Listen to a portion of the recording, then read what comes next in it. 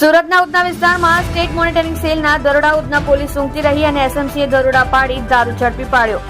ઉધનાના Sanjay Nagar road number 6 પર એસએમસીની red, દારૂના અડ્ડા પર રેડ કરી 20 લાખથી વધુનો દારૂ ઝડપી પાડ્યો।